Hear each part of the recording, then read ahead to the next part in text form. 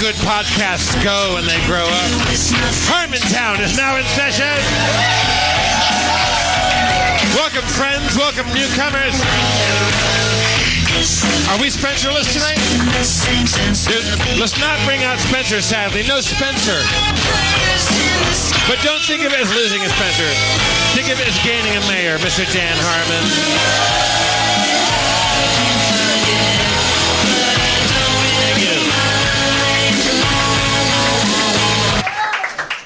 What's up, Dan? No, nothing. Do you often, this probably never happens to you, when people, do you always say the opposite thing and people say, how's it going? And then you say, nothing? Yeah. And then they say, how are you? And you say, wait, that's the same one, nothing. But whatever. Whatever the other one is, I do it wrong, okay? So it's going to be a bad show. You got a nice little haircut there, like that. Thanks. Yeah. Where do you go? Who's your guy? You have I'm a gal. 23 in the front and 50 in the back. It's the new... Where do I go? I go to that place on Hillhurst, Opyan. Opyan.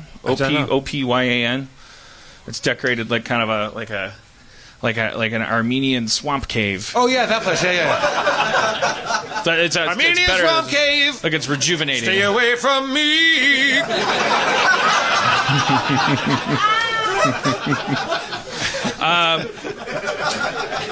So the only thing, there's one piece of business, official business to get out of the way. So as you guys know, I'm a big user of the app Cookie Collector 2. It looks like that, and then you collect cookies. Each menu makes a sound. Oh, sorry about this. Let's start the show over. Oh, that's a little crunchy sound. Yep. Okay. But you can mute it, and after a while, and do you play with the mute? You collect cookies. You go like that, and then you it gather cookies. I have 120.82 tridecillion cookies at 16.157 duodecillion cookies per second. But that's a misleading figure since each cookie can be upgraded to be worth more cookies at the cost of cookies. Each cookie you gather is a kind of currency that you can use to create, for instance, structures that create cookies. Everybody, please file slowly out of the exits. There's the cookie press, the baker, the dispenser. You can get a grandma, a tree, things that make cookies. All right, but let me get to my point. And of course, this is under the heading, we have some business to take care of. I probably don't have to tell you. Each day of the week, there's special things. Sunday is milkshakes appear twice as often. I don't have to tell you what milkshakes are for. You use those to buy cookies. Or to bring all the boys to the yard. They recently did an update where they have league play now. That's why I'm talking to you guys. Uh-oh. So my bakery, it was called Buttnut, but I had to change it because I don't think it would let you. So I had started a Cookie Collector 2 team called the Crumb Rumblers. So I'm just letting you know that. I'm not telling you have to join my Cookie Collector team and help me collect cookies. If it's something you are already going to do and you're looking for a Cookie Collector 2 team, just know that I have one called the Crumb Rumblers. Oh shit, I'm missing a fucking cookie storm. God damn it. Fuck. Oh, fucking missed it. God fucking damn it. What happens when you miss a cookie storm? First of all, you don't get as many cookies, you fucking asshole. I know you know the answer. How often do cookie storms come along? Are they predictable? Unpredictable? Every 8 minutes. Now, like the rainbow cookies. The cookie storms are rainbow cookies. Now that you're the gang leader of the Crumb Rumblers, how many people can be a member of that team? Infinite amount, or I'm not. Well, I don't know. And now, but when you have a team, you can all you're all going into this cookie collecting together. I'm sure all the cookies we collect get added up, and then we get ranked. There's other teams. That's all. Yeah, I'm not going to belabor the point. I want it to be an entertaining show. How many Crumb Rumblers are there right now? Just you? Yeah, as far as I know, just me. I'll see. The thing is, I would assume. Okay, let me, because I think there's a passcode maybe, so that'll be our final order of business, and then we'll get on with the entertainment. The Crumb Rumblers. I don't like that we're using our podcast for you to shill for your own Crumb Rumbler Cookie Collector 2 team. All right. My team, the Crumb Rumblers. Yeah, I'm the only member. It says members 1 out of 50. Okay. Collected 39,742 cookies. Passcode, you might want to write this down. 771. Fuck, milkshake. Okay.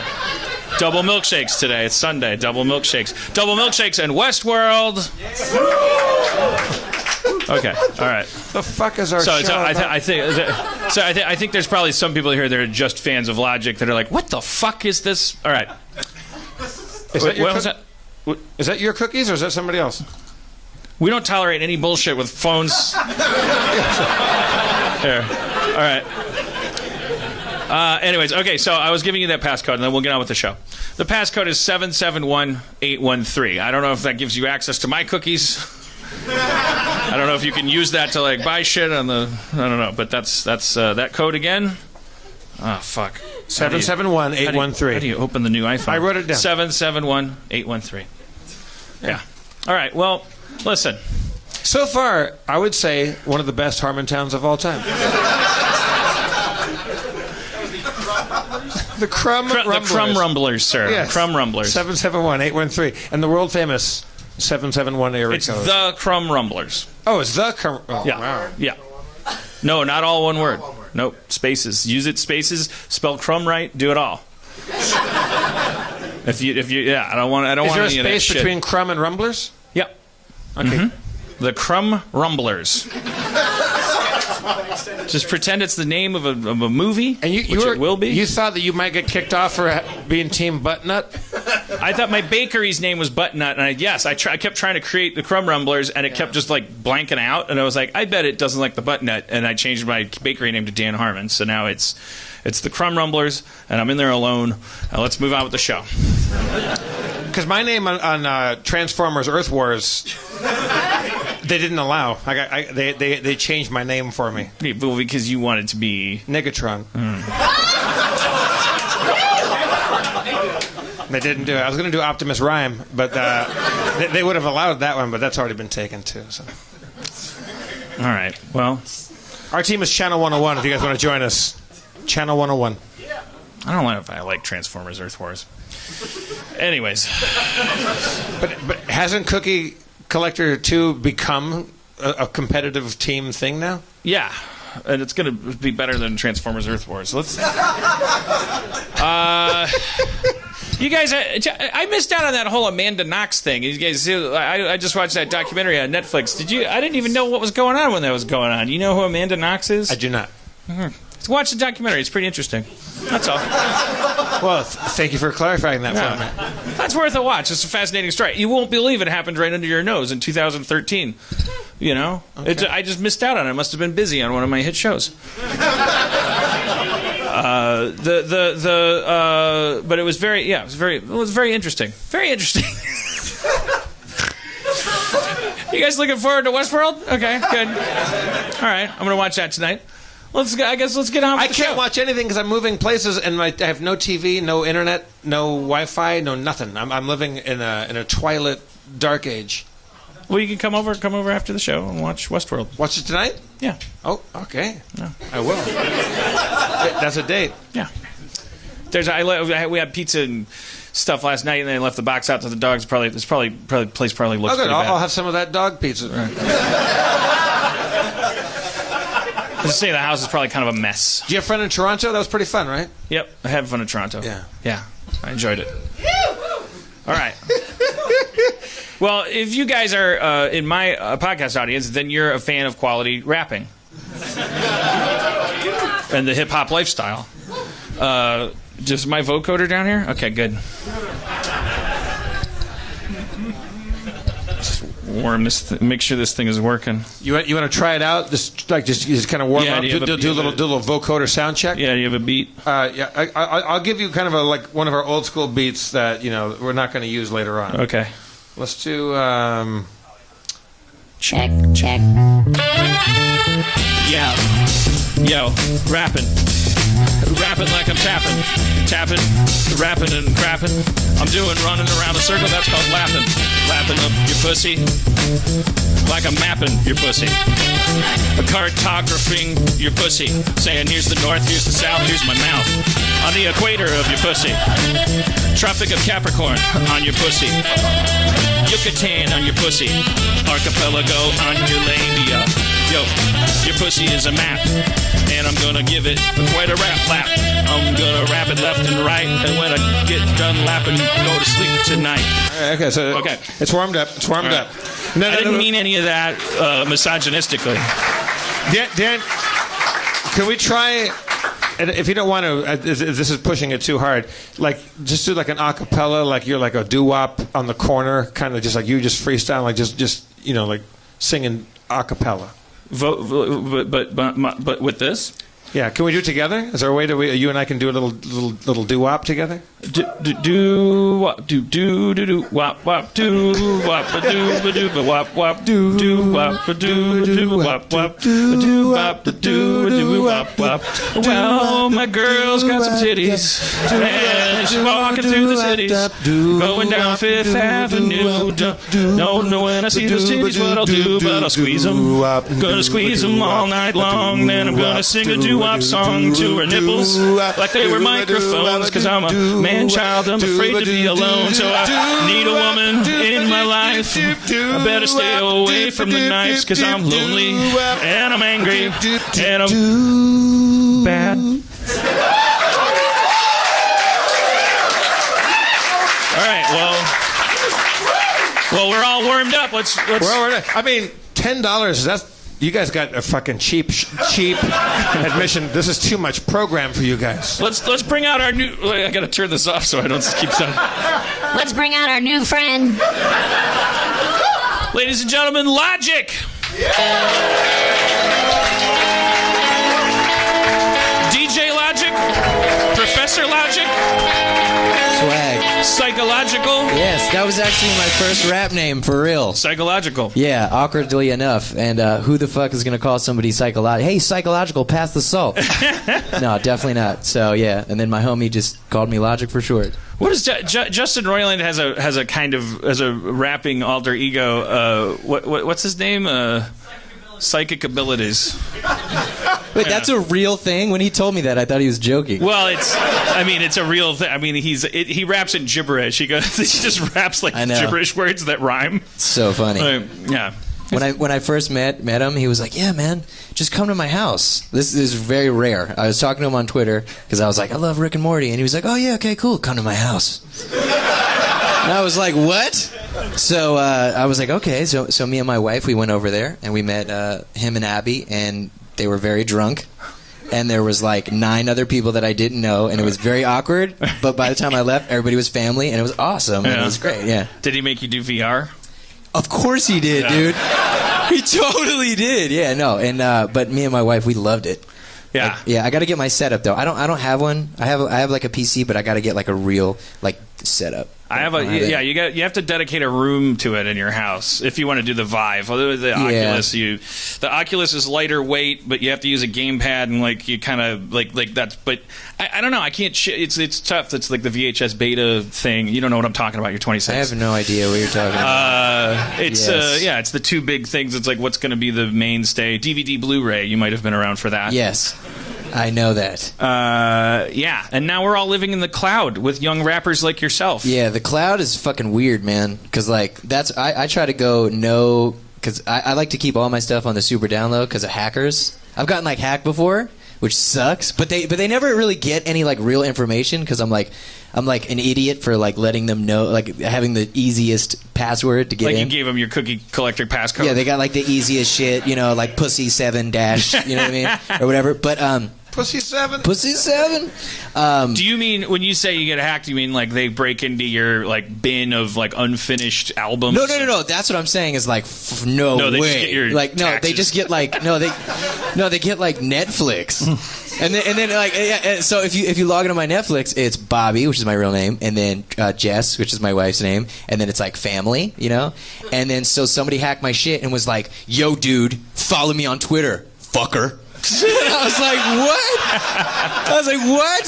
So yeah, so that was, and then I I apologize to you about that. So I wised up, and my assistant, who's here, his name's Christian, he was like, why the hell didn't you have two-step verification on? Because and everything has two-step where you just get like a text to your phone giving you an extra code so you can't get in. So I do that. But when it comes to like actual raps and music files and all that stuff, I don't do anything over the internet. To be safe. It's all on DAT tape. Flash drives. That's it. It's just like me and my buddy, my main producer, and then my engineer, and so that's it. The only time I think we send actual files over the internet is if it's like a beat, and it's just like it isn't even anything yet, and I'm like, oh, I really like that beat, and if I like it, then I'm like, you better go back to that fucking email and delete that beat so nobody like steals it. So you won't even do a coded Dropbox thing, like you won't send anything over the internet at all? Dude, I like deleted my Dropbox. Really? Yeah, because and it's not even like they got any serious information, because like I don't do that. I don't put anything out there really. But it was just weird because I was like, oh shit, they got my Snapchat. And they were like, but they weren't even posting anything. It was really weird. They were just like, go follow Gangsta Killa 7. It was like the weirdest like names. I live in real terror, and I haven't really done anything decent about it yet. I started using 1Password. This isn't an ad. It's like I finally just gave in and started using one of those apps where it just generates these crazy long ass passwords, and then so that every time you want to get anything, you have to like go there, copy, then paste a long ass password that even you don't know. Yeah, I think my assistant has that too. But fuck that. But when the fappening happened, that was a warning shot across my bow. Damn. Yeah, that was pretty crazy. But it is true that around that time, that's how we know the guy that runs the server for this thing. Like that's kind of how I made friends with him, is that he was a fan who he was like down deep into that whole crazy world, and like he let me know. He said like, "Do you have," and like named all of my Apple equipment and like some other shit that I was like, "What's going on?" How did he find that out? And he said because your iCloud password, which is so simple, that's how the fappening happened, is that everybody's like iCloud passwords are like the name of their dog, or it's just like password, because no one took really iCloud stupid. seriously.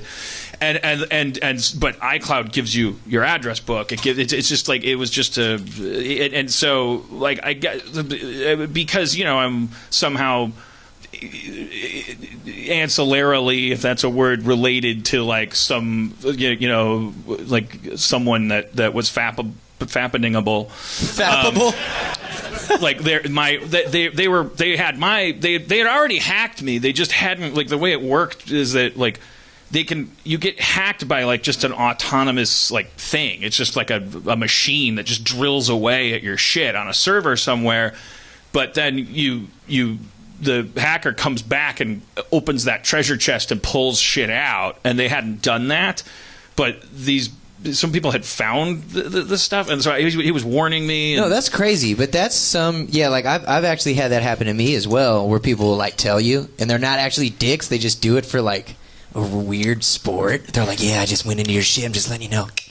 Like, yeah, like, I swear to God, like I see that all the time. I did that a couple times when I was still using Windows back in the day. Back in the day, when people said back in the day, I had heard like remember AOL discs. Totally. Throwback. Sorry. Somebody had talked about like IP scanners or something like that, like software that just scans for IPs, and how Windows was so vulnerable. And I just got one of these free apps that like scanned IPs, just went through lists of them and probed them for open ports. It's not even about guessing passwords. It was like Windows was so vulnerable. If you networked your home system, the way to get it to work like often involved, like, if you only knew a little bit about what you were doing and not everything, you were bound to be open to the public. And so I ended up like, I just wanted to do it. And then I was like, ugh, I'm in here. And then it was like, oh, those are your tax documents. And then I was like, I left a lot of little, I felt like a dick for even doing this, but I felt like it was better than not doing anything and just leaving, and left little text documents that said, look, I'm sorry, I was here. Really? I was here, and there's your social security number, and I'm not looking at it. I swear, like that's you're crazy. Fine. Like, but I was just dicking around. I'm a 30-year-old dude in Los Feliz. Here's my name. Come get me, dude. I never understood how people actually got that. Like the ones who were like, yeah, I'm gonna, because like Kylie Jenner, all these like different celebrities. That's how it happened with me. It was like this dude who like hacks into people's Snapchats and is just like, yeah, Pussy Springs or something. Like he just does this. He'll just like tweet the most random shit or whatever. But I always wonder, like, how does like somebody go, I'm gonna hack this person's shit and like jack into the fucking Matrix, man? That's like so weird. I just see like codes, like those green codes. Like when I think of some guy, like, yes, I'm gonna destroy your soul. Yeah. So. Yeah, I know. Well, that's what's terrifying about like, there's so much crossover with the guys that can do that and the alt right and stuff. Like you can just like. Just by being a human being that has feelings, like you and your politics, if you say them publicly, you could end up like being an example that gets made. Like people will find some serious shit on if you hacked my stuff. Like I make an easy, fun target. Like everyone, even my fans, want to see me go down. Like that's part of what they enjoy. Like they show up here to watch me fail. Like it's about the shape of my head or something. Like I love watching you go down. Wow, nice. But so you were born. You're from Maryland. Yeah, originally I'm from Maryland, which is near D.C. for those of you guys who don't know. Because usually I'm like Maryland, people are like, what? Yes. Where? So yeah, East Coast. It's a state. It is a state. It is a state. It's a very small state, and we're known for crabs, but not the sexual kind. That's Baltimore. Fuck Baltimore. I'll say fucking Baltimore's a piece of shit. That's good. That's good Maryland humor. That's hey man, if it wasn't for for Baltimore, we wouldn't have The Wire. Which is true. A really awesome show. Or Poe, Edgar Allan Poe. Indeed. I did not know that. H.L. Mencken. Now I can claim that shit, son. Yeah. I didn't know that. But what part of Maryland are you from? I'm from Gaithersburg, Maryland, in Montgomery County, and I was born at Shady Grove Hospital at 7:36 a.m. By the way, that was the first time someone said a city and nobody clapped. Oh yeah, I'm from Gaithersburg, motherfucker! Come on. But yeah, it sounds nicer than what Wikipedia in your childhood section says it is. You know what's crazy? So I grew up Section 8 household, welfare, food stamps, all that stuff, to a black father and a white mother, and I'm biracial but look very white, obviously, which can be humble really brag. Yes, which can be very very confusing. But Dan's half jealous right now. Half jealous.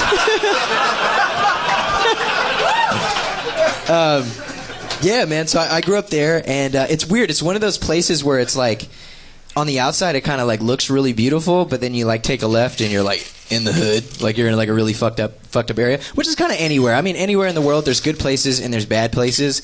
And me, I never really tried to glorify any of the negative shit. Would you like a drink? Oh, I'm okay, thanks. I drink scotch. Swag. Wow. But I only just started drinking. I only drink a little bit here and there.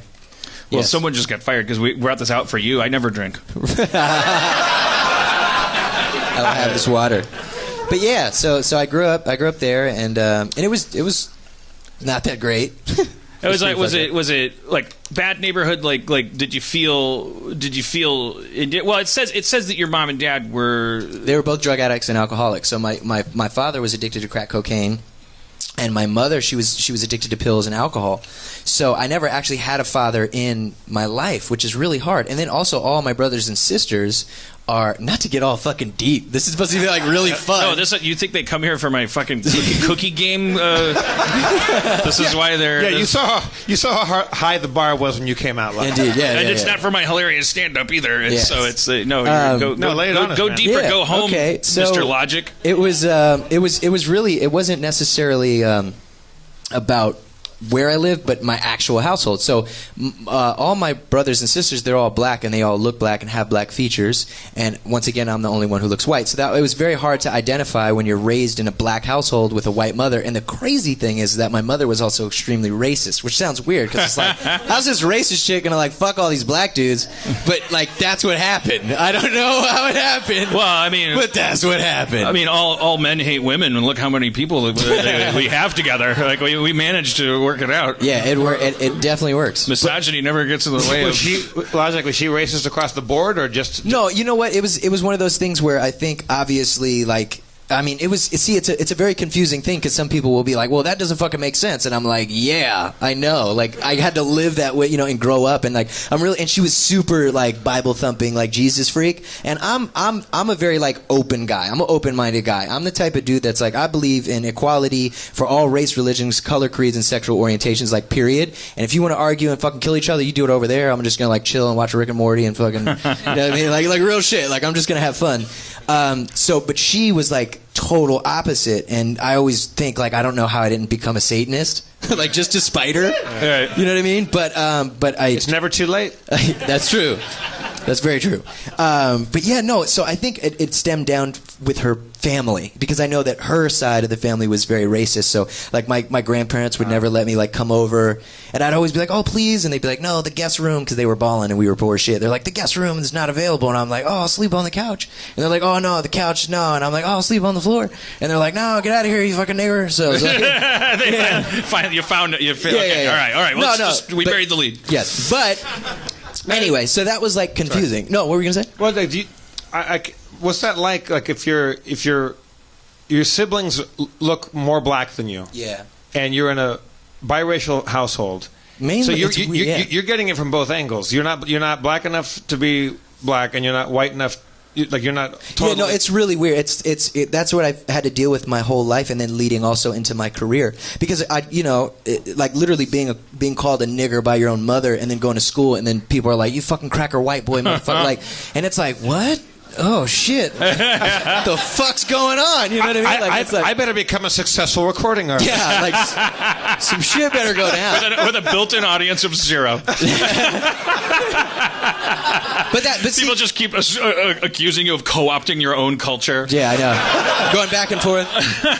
But that's what I did. I just focused on music, and it was very difficult. And so And you had to focus on logic, not to be corny about it, but you really like Dirk Diggler. You thought long and hard about your long and your fucking name. long Like and you hard. arrived at like psychological, and Yeah. then shortened it to logic. But I think I'm babbling. You're doing fine. Keep talking. but it's like yeah. I mean, what other recourse do you have? I think by the way, that's where good hip hop and like nerd culture totally overlap. Is because nerds are like, wait, how am I? It's not equatable. I don't want to make that crime, but like. Nerds always draw that analogy. It's like wow, you're getting it from all angles. Like you don't know. That's why we get into like Spock and like Star Trek. That's real. And It's sci-fi. something to escape in, Yeah. and that's what I used to do. So I love video games. I'm a huge video game guy. So I love like Last of Us and Uncharted, and like those real games you can like jump in and just engulf yourself in. And I used to play those games to escape and to like run away from my life and not deal with it. And then through that, as I got older through my teenage years, I realized that I could do that with music and like truly write. And now here's the real crazy thing is like, so my mom is like this super Jesus freak, crazy, racist white bitch, right? But then on top of that, I'd like be writing raps, to try to vent and talk about these things. And she'd be like, don't you curse, goddammit, motherfucker. So she was also that. So it was very suppressive, and like, it was very difficult. But I worked through it, and I worked on music. And then when I was 17, I left the house because it was just so horrific. It was so bad. And she was just like on so many pills. And I got 2 jobs to support myself, and I worked those jobs for a long time. And it was one in the morning and one at night. And unfortunately, I didn't graduate high school because back then I just there was so much going on. I mean, I've seen my father smoke crack. I've been kidnapped. I've seen my mother, get beat by men, and my sisters were raped, and my brothers were in the streets selling crack, even sometimes to our own father. So it was a lot of crazy shit that I was seeing. But every time I was like, this isn't right. I knew that it wasn't right, and that's where I think everybody else, and I'm not going to say necessarily failed, and I'm not going to try to highlight my family and say the right or wrong that they did or who they went to become, but I think that's what it is, especially within the inner city, in different places where oh, okay, if I go work at McDonald's and I make $5.50 an hour, or I can go sell crack and make $5,000 in a day. And it's really fucked up, and it's really terrible, and it's really horrible. And when I saw this, I was like, okay, well, don't beat women, don't sell crack, don't do this, don't do that. What you need to do is you need to write about it, and you need to tell the world, and you need to tell the youth that are coming from where you're coming from, to get out of that. And so that's what I did, and or what I tried to do. And pretty much you were good at it. I was I'm good sure enough. a lot of people are like, I'm gonna rap about this. Yeah. and then they're like, yo, check it. Yo, I fucked your mama. crack rock, more like bad rock. Don't smoke it. You gotta poke it. Yeah, so that was didn't my happen, best thank rap. God. I was doing a voice like I was imitating a bad rapper, but my secret was I was rapping as good as I could. Nice. I'm actually going to go home tonight. Logic, and say, that was pretty good are you, flow. are you a Don't smoke it, you gotta are you a poke it. freestyler too, or are you mostly a writer? Honestly, I write and I love to write, but I think that any person who raps should have fun and freestyle. Yeah. How does it free? I'm always so confused about freestyling because when I listen to like you've made that very clear.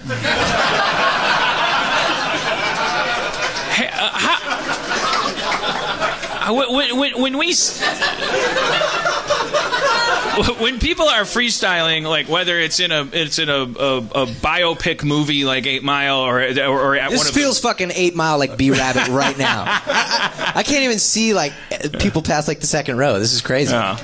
Yo, fuck you, dog. But are the people? I assume it's like if you freestyle a lot, then the more you freestyle, the more arrows you have in your quiver. I.e., like you're also like one thing you're like phonetically engineering your mind from an early age. Like for you were a child and you were drawn to hip hop. I feel like Eminem was like he was like a savant. Like when his first album came out, or what it was It's all about studying. So like if you really want to do so, like a lot of rappers go, yeah, dog, I'm gonna rap and get these bitches hoes. You know what I'm saying? These chains and shit, dog. And then it never works out. And it's the people that actually say, I'm going to turn this into, I'm going to make this a business. I'm going to be a walking company. And I'm going to first and foremost do it because I love it, but I'm going to fucking make something out of it. And that's what the greats did. That's what I'm doing my best to do. Well, now it's even harder for you. Harder / easier in a sense. I mean, like I guess everything just changed. But like you're the you're the second Wikipedia article I've read. It sounds so similar to The Weeknd, who I met recently. That's my homie. And was like, it's like, oh, you look at it's like the parallels are. It's like this is the new career path. Is you have to be a ninja and like make yourself out of nothing. Like you don't get to. You have a mentor in your development, and you have a record label that comes along, but not before you build yourself out of dirt without permission. Completely. Like you, and when the Weeknd just came out of nowhere, and you have to release these mixtapes, but they're not tapes anymore. That's what's they're crazy, digital, and these kids are with their pants are so low. But it's got to be lonely, and it's got to be like, how do you? That's the age-old question everybody in Los Angeles is always asking. How do you know when you're supposed to quit? How do you know? And I always say, but it's a very convenient answer. It's easy for the people that they're asking. They're not asking the people that failed. Damn. Well, yeah. I never thought about it that way. Holy shit. There's never Thank you for asking me that question. There's never a writers panel for failed writers, you know. Yeah. It's like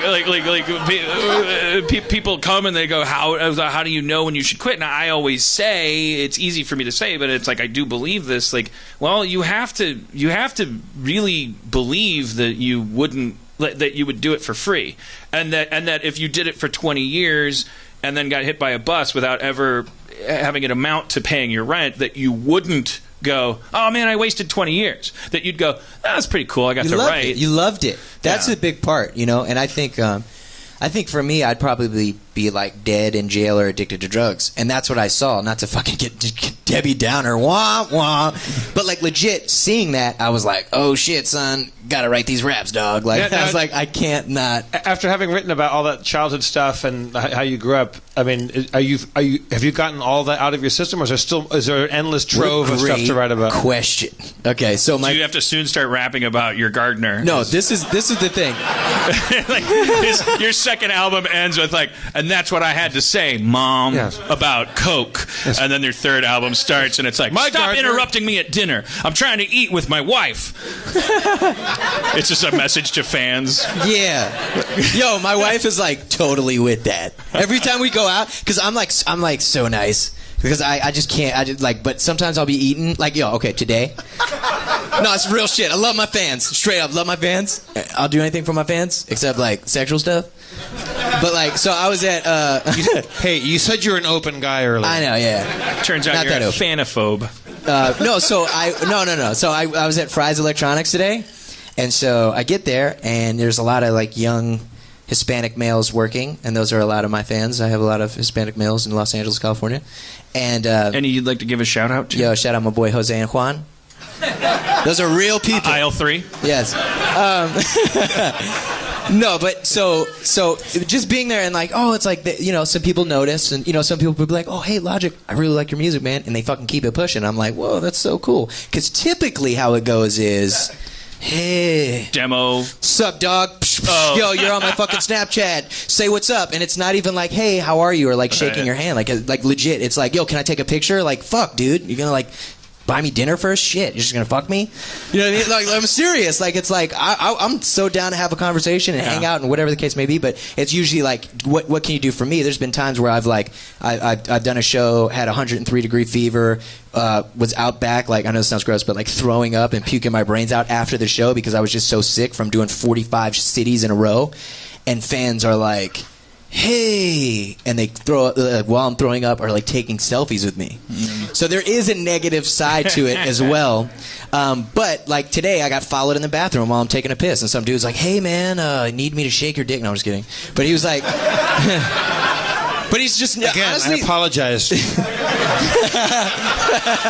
It's like, you gotta let some shit go, man. yeah, no. The weird thing is that he didn't say anything. So it's a guy who works there, and he just walks in, and he's just like staring at me, and like, you know how sometimes guys in the urinal you can like see on the with the metal flushy thing handle the reflection, and I just see this dude just kind of like staring at me, and I'm like, this is so fucking wrong. And then I turn around and wash my hands, and I'm like, so is this guy gonna say anything to me? And he like doesn't say anything, and I fucking leave, and it was really awkward. He might have just been a murderer. Yeah, maybe. Yeah, you never verify it. Yeah, you might have been like, yeah. I have no idea. Do you find? Okay, I'm gonna like. There was a point when I had enough people in like, to my surprise, go.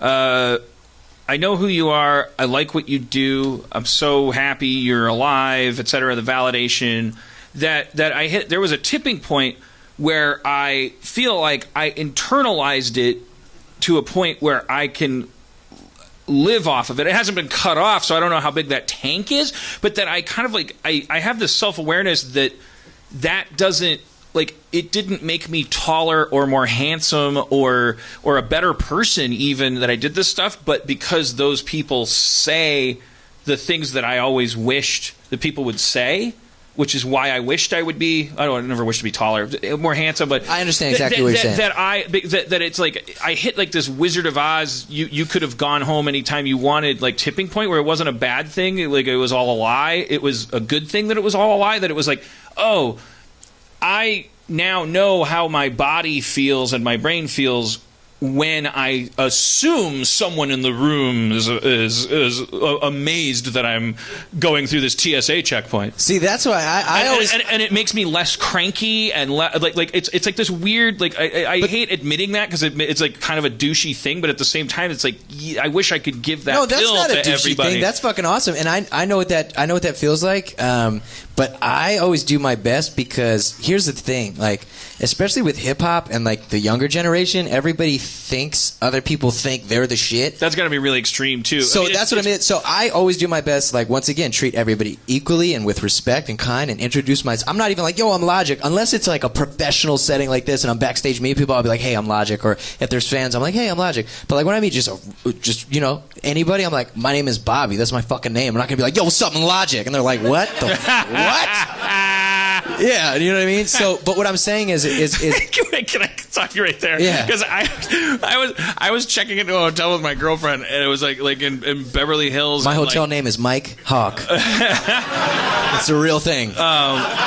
Yes. We were going from the lobby to the elevator, and it was like there was this like giant dude, and I guess it's important that he's black, but I don't see the world through that lens. But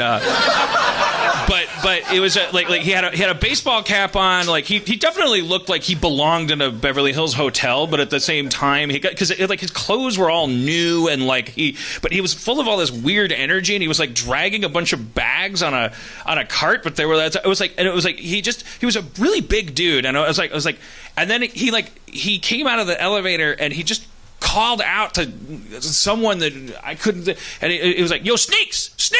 Like he was just yelling for Sneaks. And I was just like, just play it cool. And I got in the elevator, and then I was just like to my girlfriend, I was like, "Do you think Sneaks is famous, or do you think that guy is like way out of line?" Like, like it's just like Sneaks. Like, what if Sneaks is just a friend, and like is the hotelier going like, God, these guys, they just come by and. One of them's named Sneaks, and they're just so loud. Or is Sneaks like a Grammy winner? And why is that okay? You know what I love about you, Dan? is that I always interrupt you with a perfect story. No, I love that. Like, dude, you're like fucking crazy, man. And you make me feel good, bro. Because I love the way you think, man. Because I think about the craziest shit all the time, bro. Like, you know what? Let's talk about last night. No, 2 nights ago. And I was at my house hanging, playing pool with my buds, right? You promised that you wouldn't talk about this. I'm a bit of a pool shark. And so I'm walking, and I take my dogs outside, and I have a new little puppy. His name's Panda. What's the breed? Yes, he's a little corgi. Boo. He's a corgi. I got a puppy named Panda. Aw, what breed? It's a panda. Boo. I just wanted to repeat that joke. It's funny. He has a panda. Nice. I have a panda. Wicked. and because he didn't even give it a real name. Is it all right? All right. Well, the other dog, his name is Philip J. Fry. We call him Fry for short. Yes. Futurama. Let's go. Fuck yeah. What does the J stand for? Johnson. I have no idea. I just made that up on the fly. So anyway, so we're walking, and it's nighttime, and I see this snail with a fucking big ass shell, and I'm walking past this snail in my backyard, and I'm like, whoa, snail, that's crazy. I hope like one of my dogs don't eat this snail. And so the first dog comes out and sniffs it, and I'm like, no! And he's like, oh shit, all right, cool. So he walks on by, and then the little puppy who like doesn't really know yet, so I'm just like, rah! And he's like, oh shit, okay, cool. He keeps walking. I'm like, man, I wonder what the fuck that snail's thinking. You know what I mean? Like real talk. I'm like legit. I'm thinking like, man, like does he even understand? Does he know how close he came? And I'm like, wow, this is so crazy. And I'm like, I'm serious, okay? And I'm like, I gotta make sure this fucking snail is okay because he's in the middle of the sidewalk in my backyard, and I gotta make sure that like he makes it to the grass. So I'm like posted, and I'm watching my dogs, and everything's cool. My wife's walking by. I'm like, hey, watch out. You know, people coming by. And then my buddy Six comes out, and I'm like, yo, there's a snail. Watch out. And then crunch. Yeah. So anyway, I'm like, yo, does this snail have any kids? Like, what the fuck? You know what I mean? But this is like real shit that I think. So when you go off on such a tangent, I'm like, nice. Snails marry for life. Are you serious? Or are you I make it. Nice. You know what I always worry about with snails? What? Is that their deaths must be horrible because they're like, what was this shell for? Because it's like, what is that for? To protect them from warrior snails? I guess it's effective that way. Like if a snail tries to kill you, having a shell is like fucking whoa. He's like Batman. Because it's like as thin as a fingernail. It's like so thin. It's like, I mean, when you do, if you've ever had the displeasure of realizing you've stepped on a snail, it's like, I mean, it's like Jesus Christ, the thing that it bought to protect itself, it turns into 1,000 knives. I guess that's us in cars. I mean, like we're just driving around in fucking pieces of glass that are temporarily in one piece, like just whizzing them at each other. That sucks. I never thought about that, and now you've given me like 80 million more things to think about. Thanks a lot. Yeah, I appreciate it. Well, you know how people they put that snail stuff out to keep snails out, because I guess there's isn't it like salt? Yeah, well, snail stuff. Is it? Well, there's that's for slugs. There's like hardcore slug stuff. It's like, but somebody told me it's like, they're not eating that and it's poisoning them. It's like little it cuts them. Oh, that's fucked up. Yeah. See, this is like the microscopic, like fucked up world of like Earth. And all the shit that happens behind the scenes. But then our producer Dustin Marshall told me that acetaminophen, the reason why it's a fast acting ingredient in drugs or something is it has little molecules that cut up your stomach, so it gets in your bloodstream faster. Well, that's and I was like, man, fucking gross. This fucking kid. Dustin, you don't know yet. He's fucked up. Like, that's the only reason I want to live to a healthy old age, because I want to see how fucked up he is at 40. Wow. Nice. Because he's like, he dresses like Beetlejuice. Like, he's got a whole podcast network. That used to be like, oh, okay, he's got a podcast. Wait, network. is this the guy I met? Yeah. Total Beetlejuice. Yeah. No, don't say it one more time. Like don't say it one more time. You got it. You got it. Fucking be right out here. It's like Marilyn Manson Beetlejuice. Oh, shit. It was great. No, I don't mean that in a bad way. He comes in, he's really nice. No. He looks like he's about to kill a rock album. You said Beetlejuice a third time. That's you thought like Marilyn Manson was my uncle or something.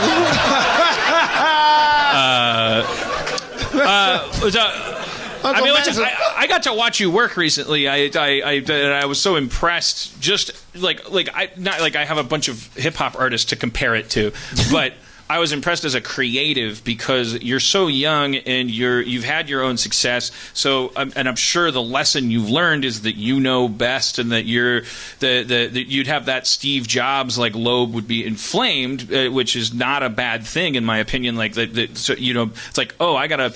It sometimes the curse of genius, my friend. Is non-collaborative, like you have a healthy like fear of other people, like. But that's what I've learned from my predecessors, both in comedy, because I love comedy, and I think like the parallels between comedy and like rap is like it's the same shit. It's all about punchline and timing. And for me, I've always been very open because I know what I know, and I know how to rap, and I know how to do this, and I know how to perform, and I know that, and nobody can tell me how to do that the way I do it. Mm-hmm. But the things that I don't know, I go to the people that do, and I just shut the fuck up and listen. But I was like 39 when I figured that out. So I guess you're more talented than me. No. It's not a competition, you piece of shit. No, I was very impressed. Like, you can tell, you're an old soul, or there's no such thing as old souls, and you were the son of drug addicts in a horrible political, racial situation. Nice. They were forced to become Vulcan and wise. Logic. But I'm assuming that could easily make you more combative and isolated and autonomous and all this stuff. But it was like you. The reason we met is because he's working. He did a little thing for season 3 of Rick and Morty, which. It's not even a spoiler because you won't remember this conversation in 2019 when it comes out. We're a little behind schedule, but I won't spoil the specifics of the episode. But it was like great that Justin knew you, and like you came in, and it was like I figured you were a cool guy, or like you wouldn't be coming in the first place, but I didn't expect. What you came in and you worked in front of us, which is like it took me so long before I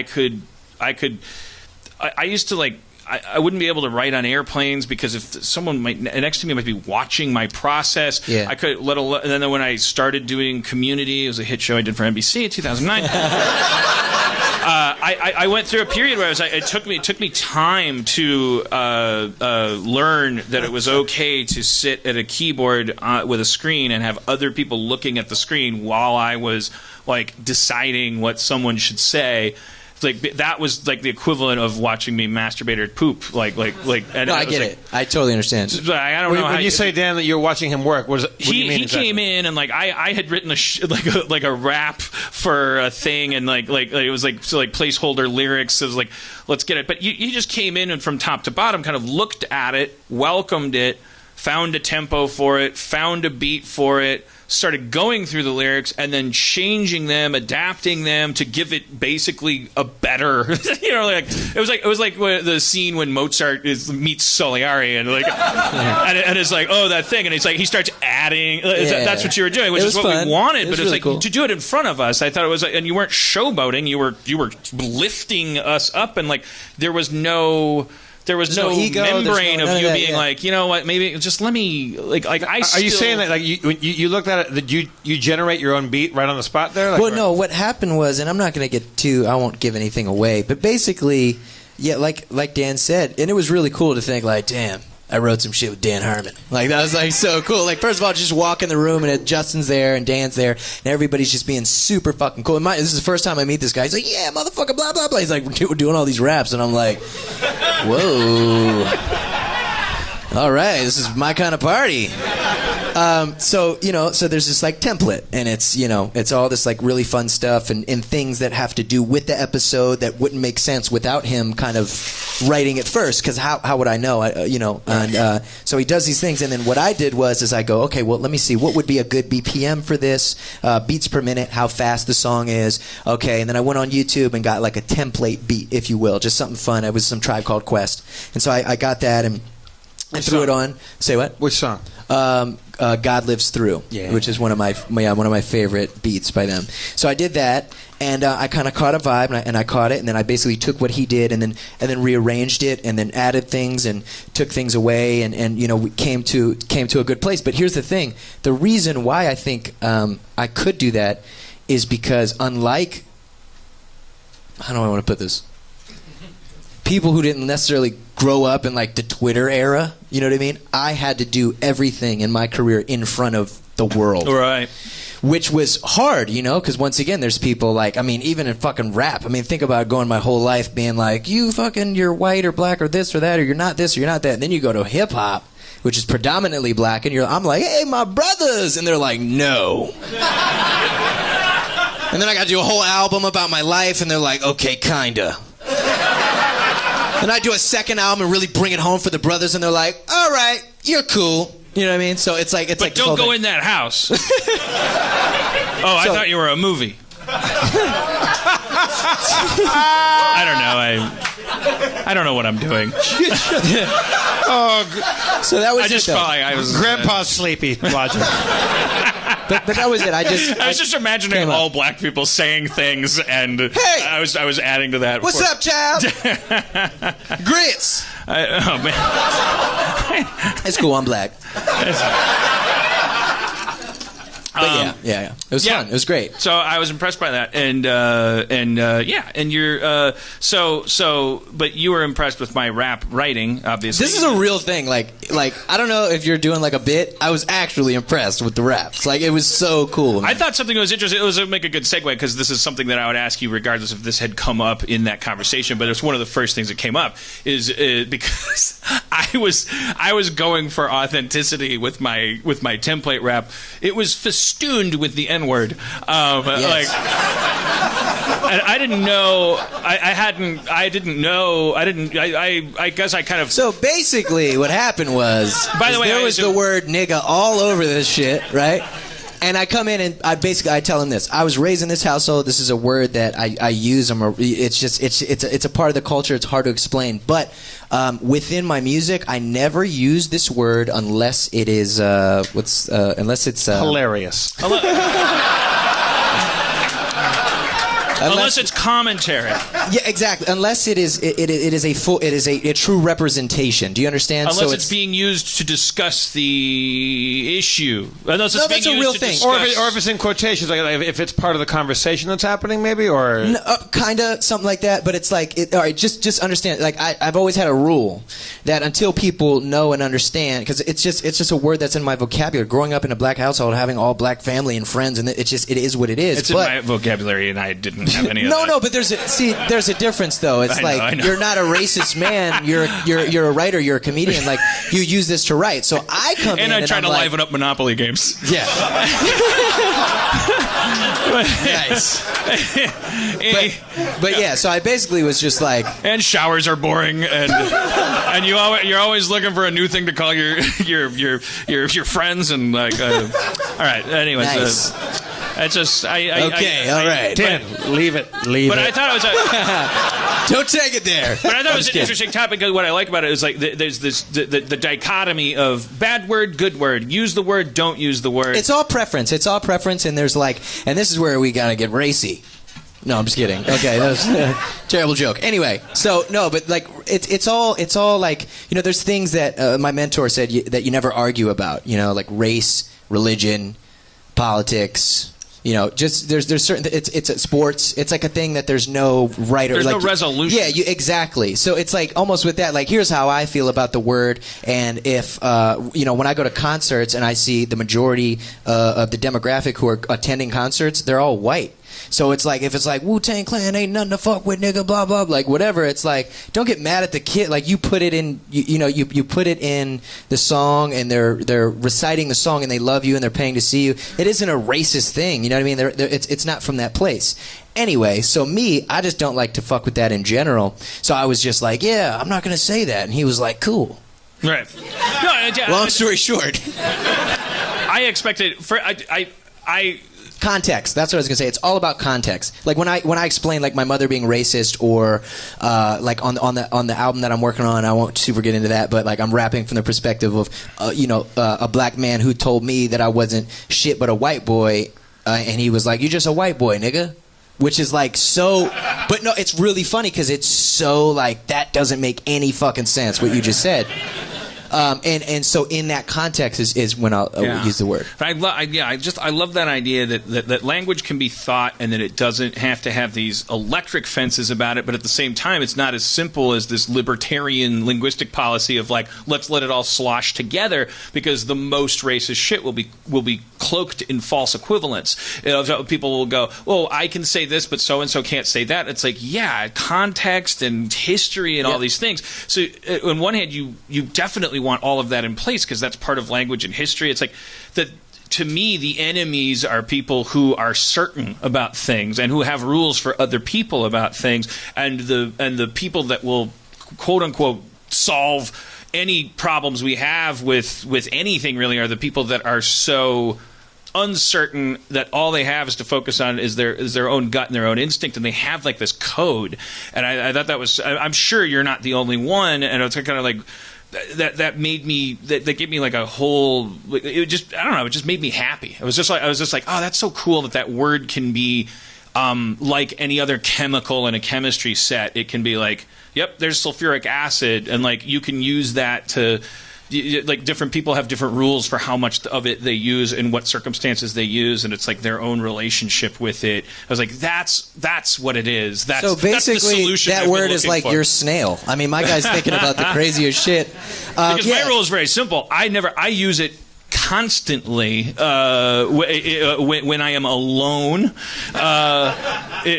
making sandwiches. Like I'm just like, it's all over all of my songs about how mayonnaise. I need mustard and ketchup, because I have the extra nigga.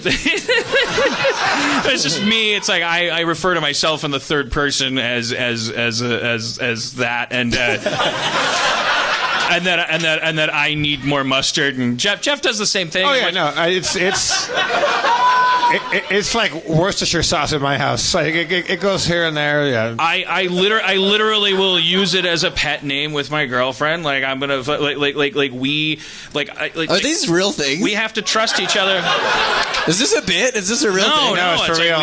You know what? Here's one thing I just want to fucking say, because there's a lot of people who like try to twist and turn and all types of stuff, and like, Dan, like you're such a nice guy, and like, and I wouldn't surround myself by people who weren't, open-minded and like kind-hearted. And one thing, and I just kind of want to talk about this, is there are extremists on both sides, and this is also what my album has to do. You know what? I have not talked about my next album at all because it's not coming out until later next year.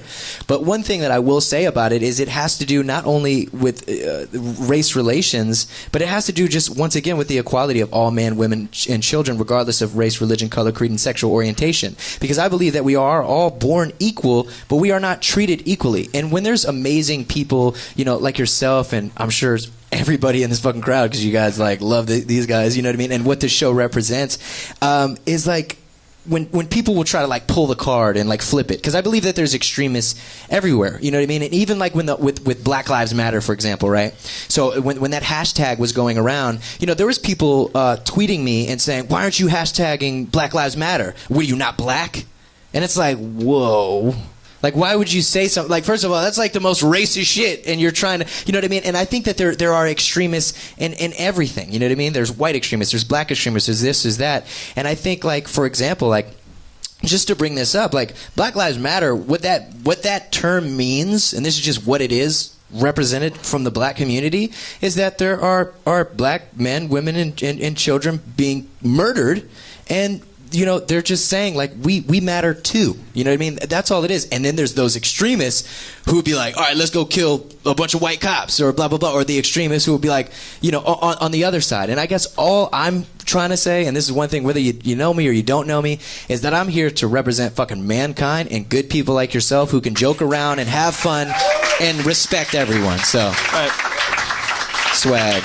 And I think there's good people that get good results by like problematizing things that we complain about, like that do focus on language, and you should say this and you shouldn't say that.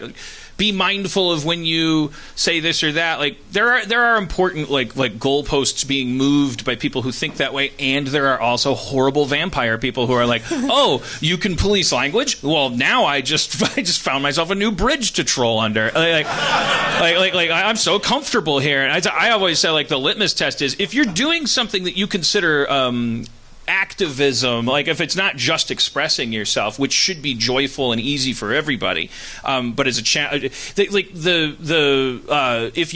if you are labeling in your own head what you're doing is like speaking truth to power or sticking up for somebody or something like that, just quickly, just a little baby flowchart in the sidebar of your head, like, is what you're doing difficult at all? Are you putting yourself at any risk by saying what you're saying?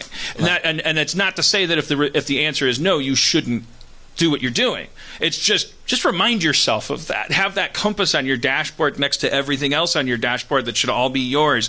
But always remember in those moments, like, don't get too carried away, because the people that were acting in racism in the 50s, they were outraged. They were victims. They were underdogs. They thought that they were battling a horrible force that was telling them that they had to eat sandwiches at the same counter as other people. Like, they were doing what was easy. Like, they were expressing, like, all of this outrage, and it's like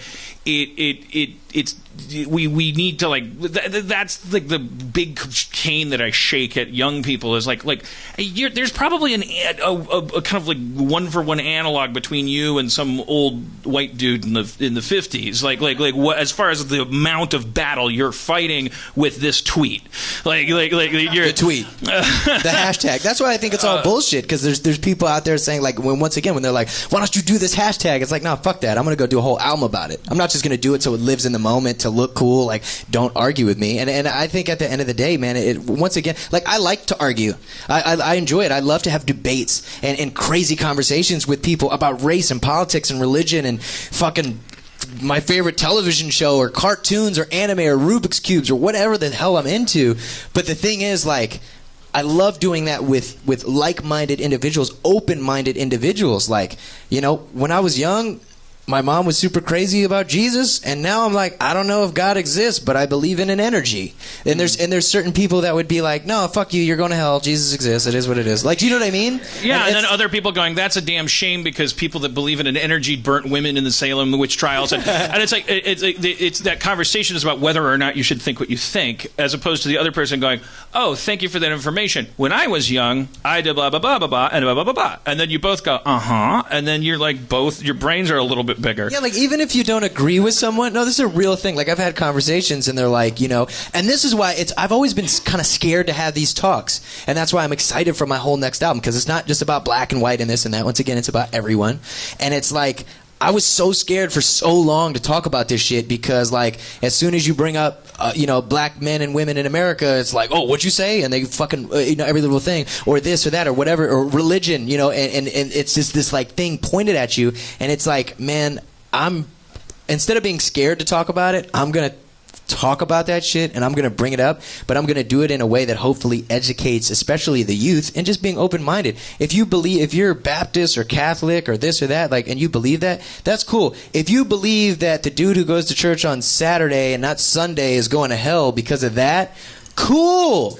Just like stop fucking telling them you're going to hell, and stop yelling and screaming and like hating. And that's just the shit that's like super fucking annoying to me, man. Just let people live, dog. I kind of want for those of you, these people that don't that aren't familiar with you. You were describing your last album. You're doing a Comic-Con panel for your last album, which I got to run and pirate after this. I'm gonna go right to popcorn time. Popcorn time? Nice. I'm so old and rich, I don't know how to pirate anymore. You know what's crazy? I'm gonna go right to Target. That shit's like dying. Like honestly, streaming and all that shit is my almost life dying. used to be LimeWire. I got every Adobe LimeWire. Oh, you took it back, dog. I would just Bearshare, sit there and be Kazaa, fam. I want to learn Avid. Okay, now I want to learn Final Cut. Now I want to learn Adobe everything. And I was like, boom, boom. And I would sit there as a 27-year-old and I'd go, they know that one day I'll be rich and I'll need to use Photoshop. And I was right. I've given Adobe so much more money than they ever would have earned if I had been like a kid. That's what I started recording on. I started recording on a thing called Adobe Audition 1.5, which is crazy. And this was like a really shit. Like, I'm not going to say that's a shit program, but like considering like Pro Tools and all this other stuff. So I did this, and I was on a Yahoo chat, hip hop. It wasn't like some sexual shit. And this guy, I was like, I was 16 years old, and I was on really bad internet, and I said, hey, do you know a program I could use to record? And he says, yeah, I can give you the file right now. And he sent me the file, and he stayed in the chat for 6 hours and let the whole thing download. And if it wasn't for that, honestly, I wouldn't be here. Yeah, that really changed my whole life. That man's name? I fucking have no clue. It's fucking Suge Knight. Suge Knight. At Yahoo Messenger. Say what you will about Suge. He'll fucking be there for you for the download. He gets a lot of fucking bad press. Sugar Bear. But he'll walk you through that shit. Yeah, no, he dangled a producer out over a balcony for me for 3.5 hours. It wouldn't have, if he had pulled him back up from the hotel balcony at 2 hours and 45 minutes, the whole thing would have been lost. It would have been like your mom getting on the phone when you're downloading in the 80s. All right. The album. You were talking about the... Do you have a name for your new album? The album. Oh yeah, I do, but I can't. Yeah, his new album's secret, but based on your old album. But on the last album, so I have a Comic-Con panel next week in New York, and I did it last year as well, and it's for my last album called The Incredible True Story, which was originally going to be called The Incredible True Story and Transformation of the Man Who Saved the World, but like ain't no fucking blonde college girl remembering that shit. So we just changed it to The Incredible True Story, which the acronym is TITS. Nice. So I released that, and elevator pitch is the year is 2065. Greenlit. In 2065, yeah. The last human footprint was left on Earth before ascending to a space station called Babel, where there was only 5 million human beings left, and for the last 50 years, from 2065 on, we've been looking for a habitable planet. It's like rap Interstellar. So So the cool thing is that at the beginning of the album, you press play, and at the end of it is a skit, what I like to call an audio cinematic experience. Now, I was watching. No, this is a real thing. I was watching that's a real fucking thing, bro. I was watching a documentary called "I Know That Voice." I don't know if you guys have seen it, but I love it. It's amazing. And while watching it, I saw one of my favorite voice actors of all time. His name is Steve Blum. He's done Spike on Cowboy Bebop. He's on Star Wars Rebels. He's done so many different things. And in his portion of the interview, he goes, "Yeah, I mean, like, this is a job. Anybody can hire you." And I was like, "What? Anybody can hire this guy? Are you serious?" So, like, I reached out to my people, and I got his agent's information, and I was like, "Oh, my God, yo, I fucking love you." I was like, "You're the best, bro." And we met, and we sat down, and he agreed to do it. Mind you, this is like one of my childhood heroes. I absolutely love this guy. He agreed to do it, and he plays a captain named Thomas. Anyway, so on their way to this planet called Paradise that they hope is habitable for human beings, they're listening to oldies music from 100 years ago. And that happens to be my album that they're listening to from there to there. And it's like this cool, really cool story. And that's what we're doing the panel on. It's basically a year later how much has happened. And here's the crazy thing. One thing that I really want to say is, like, once again, I've faced a lot of shit in my life, and a lot of it's been really hard. But the crazy thing is some of the hardest things later in my life was being a nerd, was like loving Rubik's Cubes and video games and, oh my God, you and fucking, all this in hip-hop. What the fuck? That was the weirdest... He came into the room where and then I watched you work, and you like threw a rap together, and we're like taking suggestions and doing all this shit, like, and then in the middle of it, because you didn't bring it. I should have brought my Rubik's Cube today. It was like damn, Daniel. It was like laying out because Justin's a maniac. Yeah, and it's like fucking weird. And it was a Rubik's Cube, and you picked it up and it was like 1982. That's incredible, like record setting, like, and then you did it behind your back. Yeah. What? Damn, I wish I had it. Why damn it, yo, blame my assistant Christian, wherever the fuck he is right now. No, we'll have there you he back is. and we'll show Assistant Christian, you're honestly, assistant Christian. Assistant Christian, oh, the time has come for my froyo and my... I can't be the first person to have sung as Assistant Christian. That's definitely you're the first person. I fucking love it. Nice. Where's my record? But it's okay, because honestly, the thing about solving Rubik's Cubes really fast is that verbally saying that you did it, as long as there's someone to vouch for you, it's just as impressive as watching it. It's pretty cool. It's super fun. But oh, I'm sorry. Get your drink on. I derailed you about that, but I think so. You're already into the sci-fi scene, the concept album scene. You came up from underneath the cloud through the cloud streets. Like, I want you to have a radio play, like, hit song. If The Weeknd can have 11 of them, then you can have several. You want to know something? I was very distraught at different points in my career because I didn't have that, and there was actually times when it's not that I was going to make different music, because the message is always the same, which is one of following your dreams and doing what you love, but sonically, I was like, man, there's times where I found myself in the studio, like, man, damn, like, this dude's popping or that dude's popping, like, damn, should I make some radio shit? Is that's what's gonna do it? And there was times where I really thought it would, but I was like, it just doesn't feel right. Did you have any embarrassing moments, like, where you were like, you tried a little? No, like, I mean, I would like, sure, I like made like fun radio songs, and it's not that they were bad. It's just I looked in the mirror and I was like, nah, this isn't me. I can still make fun radio type-esque records, but not that sounds like the same shit, you know what I mean? And so I told myself, like, no, I'm gonna stay true to myself and my roots and what I do. And so just to, not to flex, but just to give you an example, and this is why we're doing the panel again a year later. So nowadays, I'm not gonna name any names because I don't want it to be taken the wrong way, but there's a lot of humongous pop stars that, one, cannot sell tickets on their tours, and two, can't sell records where they're selling more. They're selling like 50 or 60 or 70,000. Now, I know some of you guys Shakira, in the crowd, talking to you. No. Shakira! Now, I know that some of you guys might think, like, oh, well, no, motherfuckers sell millions and millions of records. Like, no, that's not true. This isn't like 96. You know what I mean? Like, that yeah, like, legit. Shakira. That doesn't work anymore. And your so, hips lie now. They do. So there's artists, huge artists, pop stars, and girls who sing pop and all this stuff who are only moving 50, 60, 70, 80,000 units in their first week.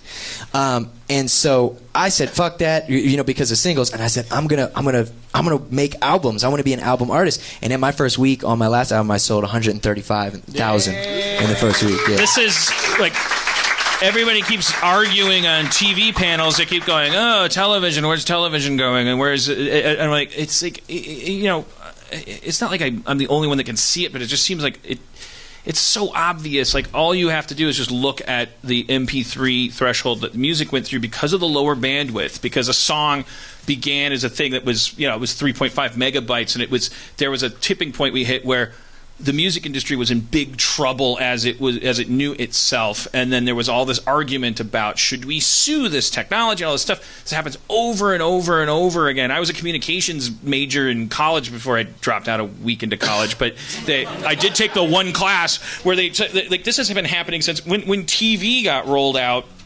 Movies were like, They said the exact same things that the record labels said about MP3s, but because they were like, they went to the government and said, you should make TV illegal, because this isn't fair. If people can look at a screen at home, why would they ever go to the movie? When phonographs were put in people's houses and people started buying phonographs and buying records, the people that made sheet music were like, we're fucking out of a job. And when sheet music, people were selling sheet music, bands were like, no one's going to go out and see live music anymore because people can just go home and play it by themselves. And then what the truth that emerges is it's never more good, it's never more bad, it's more good and more bad. So what you're saying is verifying my prediction about how TV is going to go, is that either Vince Gilligan or a 26-year-old Vince Gilligan that doesn't have a Breaking Bad available to him because he has an X-Files staff writing job or anything because there's no system left for him to go through. Either or, they're going to, Louis C.K.'s already doing it. They're going to Howard Hughesify the TV industry. It's going to turn into just everybody's just self-employed. No, I agree. I think honestly, a lot of people when streaming of music first started, everybody was like, no. And it's hard. But that's everything. It saved the music industry. So Universal Music Group, which is the biggest fucking label there was up 2 years ago more than they had been in years and years because of streaming. So I think what it really comes down to, it's just like demand. We as people in this era in time, we want it right now. You know what I'm saying? Stranger Things, one episode, fuck that, I want them all. Right. Fuller House season 2, hurry the fuck up. Logic. That's real. You want to come watch Westworld at my place tonight? I can't. There's pizza on the floor. This guy. When you say you're making an album, I'll distract you from not having to answer that question. You're making an album, when you think of making an album, because that's an art form that's kind of gone away. Some people still do. How many tracks? Is it all thematic? Such a good question, dude. Oh, I got loads. I had some good ones. Can I awkwardly go use the restroom and then come back? I just drank 2 bottles of water and I've been up here. I'm an expert. So I'm gonna come back and answer your question about. I want you to think good and hard about that while you're urinating. Good and hard, yes. You go pee, and I'll talk to Jeff about his question asking. I'm glad somebody finally asked. What the fuck me. was that? What? You went over my head. You fucking trying to show me up. I have penetrating I dropped out of college with a journalism major that I didn't get. Yeah. Well, you just penetrated me. Huh? On my show. Dude, Harmon, if you have a good question, Harmon, you text it to me and let me ask When it. I penetrate you, you're going to fucking know you got penetrated. That's how penetrating my questions are. All right, hit a beat while he's gone. Zach, where you at? We got Zach back there? No. Where'd fucking Zach go? The one show we need Zach with the beats. Acapella? Yeah, let's do it. Let's do it. Acapella. Yo, yo, yo, yo, yo, yo. It's Logic's pee rap. It's the rap that he pees to. I'm MC Fees to. It's a name. It doesn't have to make sense. You can be named anything. Logic's peeing, so I'm rapping. He's peeing, not crapping. It's number 1. It's not number 2. I fucked your mama. What you gonna do? I'll tell you what I'm gonna do.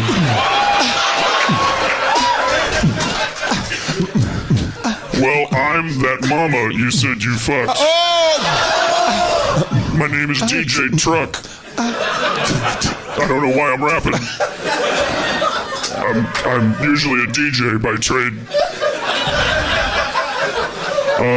You have 10 seconds to rap. But some DJs rap now. It's the industry is. Oh, he's back. He's back. So, anyways, Star Wars. Yeah. Yes. Not all nerf herders are scruffy. The first Star Wars, but.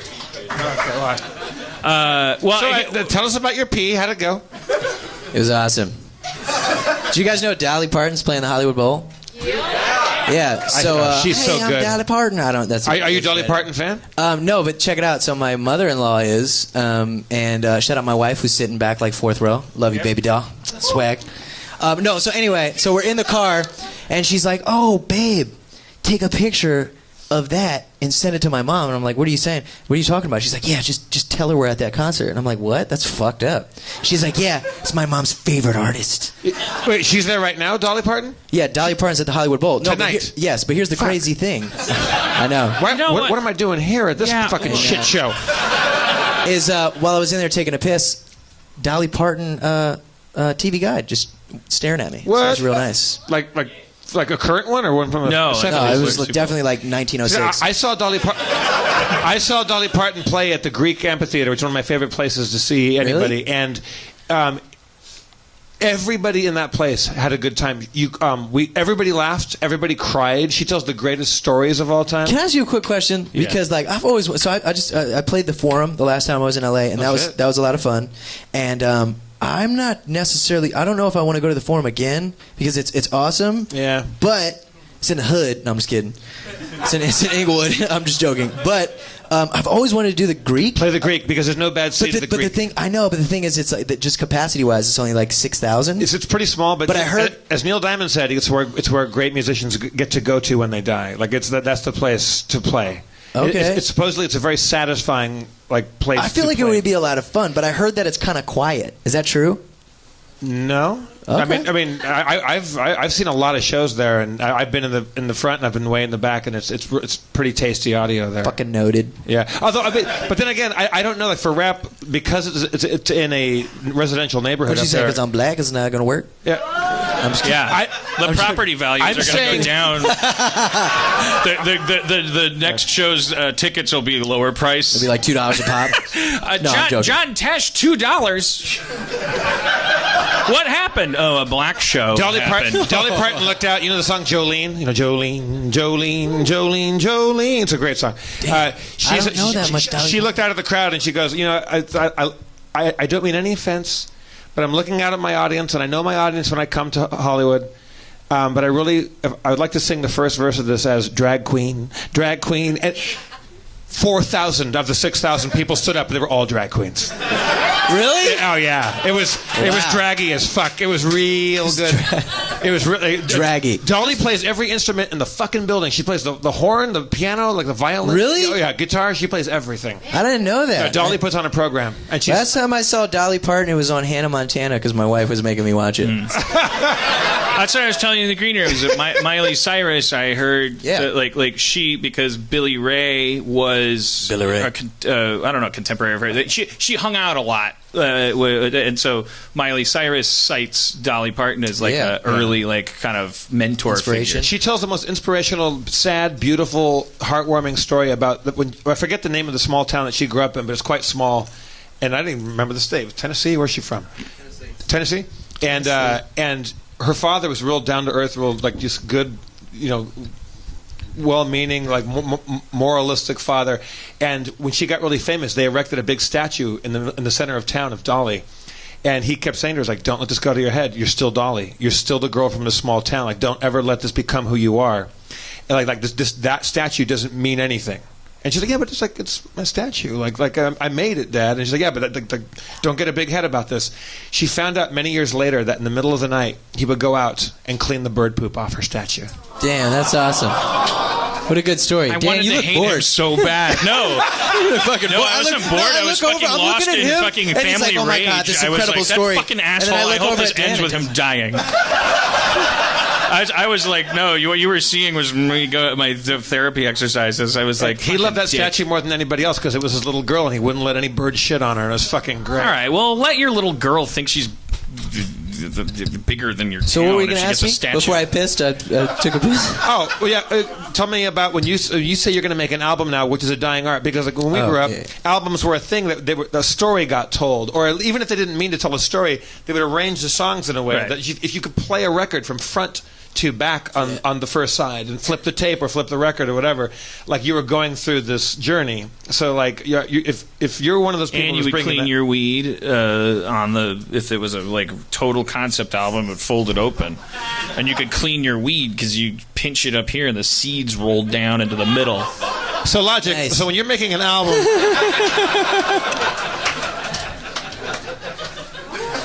Like, how do you approach that? And also, is there like, that's where you think the market is right now? That you think that people will No, dig the market's 100,000,000% not into the album. Yeah, The market is into singles and EPs and fucking make as much money as you can as quick as you can.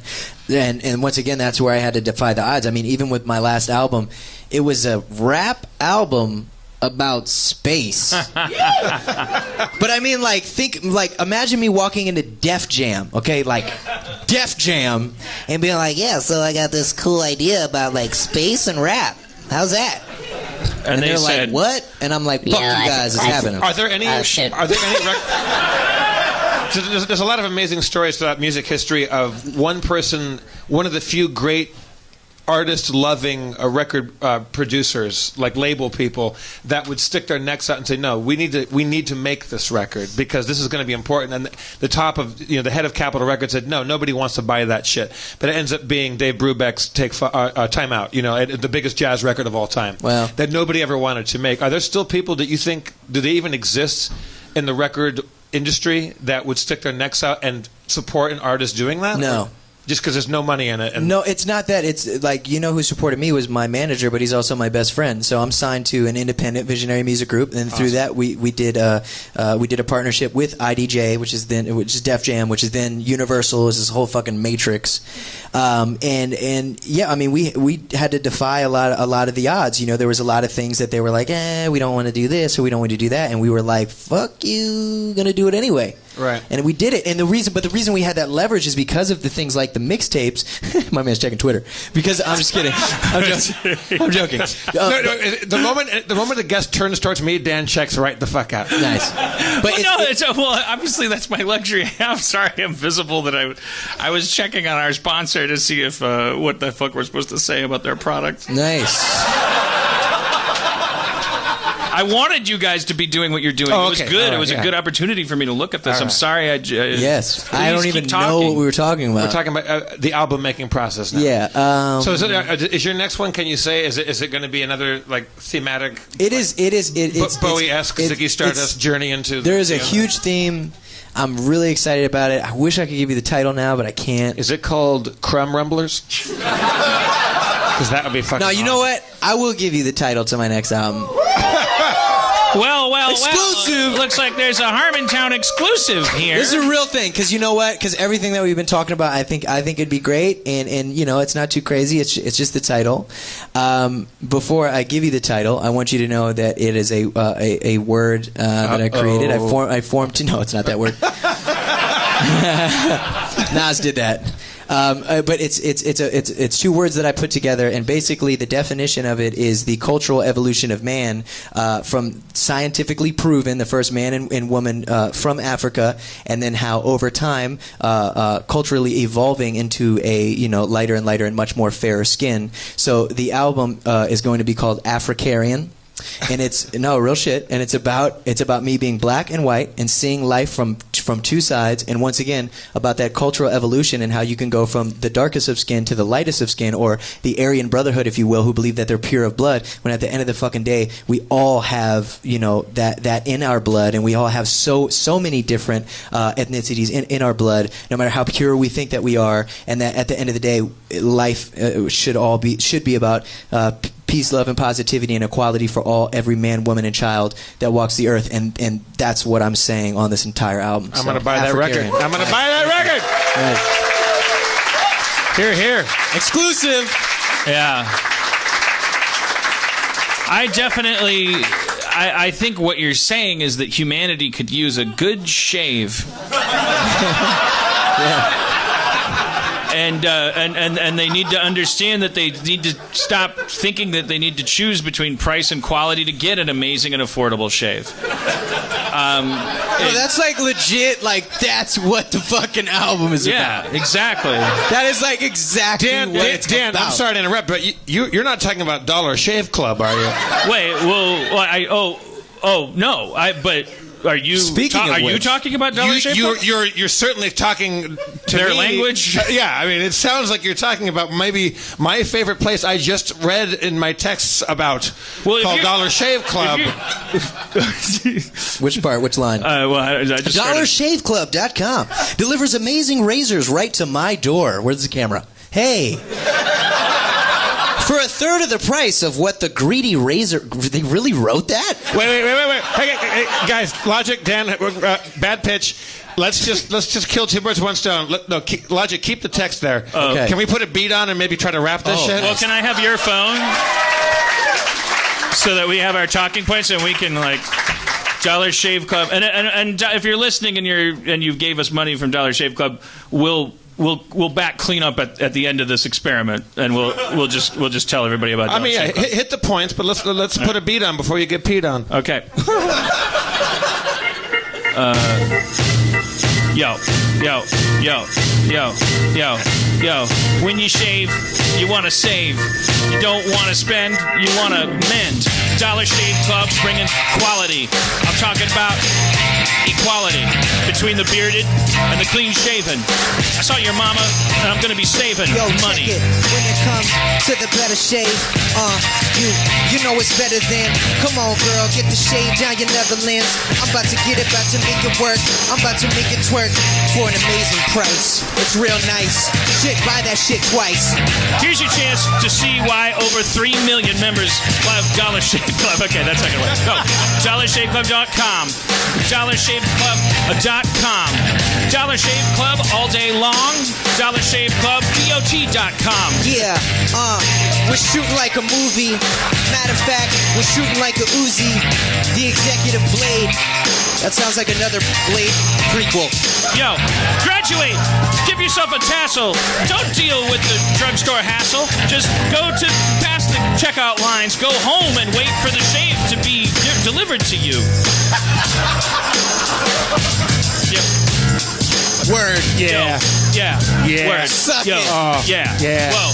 Kill Yo. Yeah. Yo. Just try the Executive Blade. It's a product they have. It's gonna make your face made like the Mafia made Joe Pesci. When you shave with this, you're gonna look heshy. It's a new word that means clean shaven.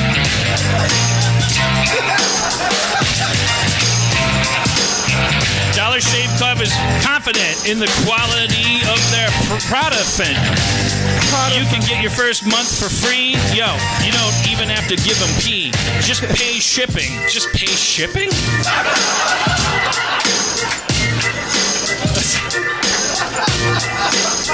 After that, few bucks a month, no hassle, no, just few bucks a month. The long-term commitment, no hidden fees, except the shipping fees.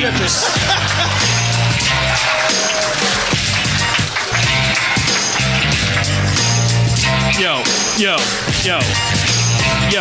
Go to DollarShaveClub.com/Harmontown. You're going to turn the thing that's hiding your frown upside down and then off your face, put it in the basket, and take it to a race. Black, white, need to get together.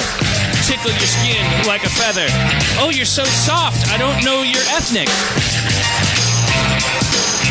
What? I thought you'd take it. I thought you'd take it from there. You know what I'm talking about. You actually offended Logic then. You offended like both of my races. My phone went. My phone At the went same dead. time. I thought you'd take it from there. What? Okay. All right. Dollar Shave. 100 pennies. It's not a lot. You got beard on your face. It collects snot. Clean that shit off with the knife that comes on a handle. For all your life, you're gonna feel younger and more executive. Don't wreck. You give Yo.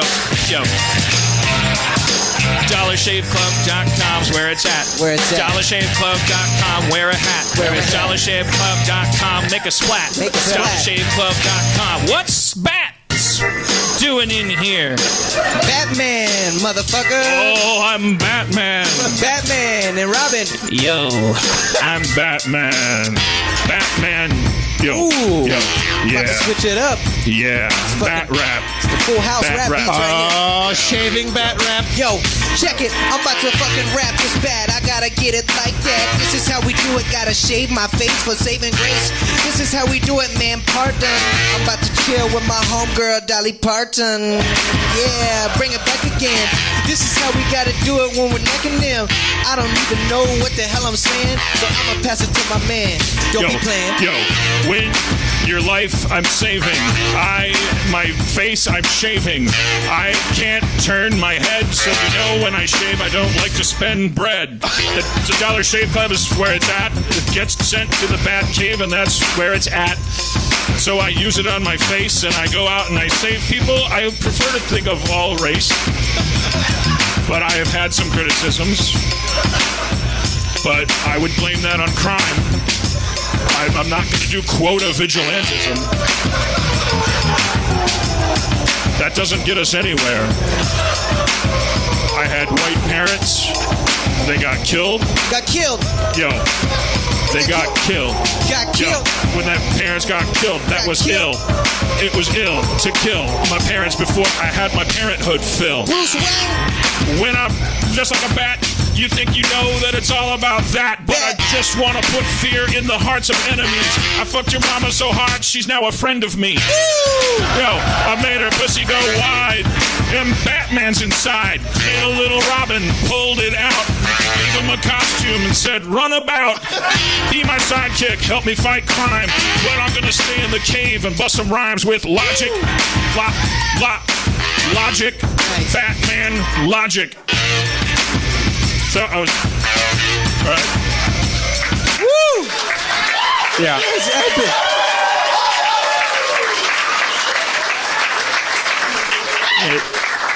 So I think it's always good showbiz advice when you have a professional rapper on stage to do most of the rapping yourself.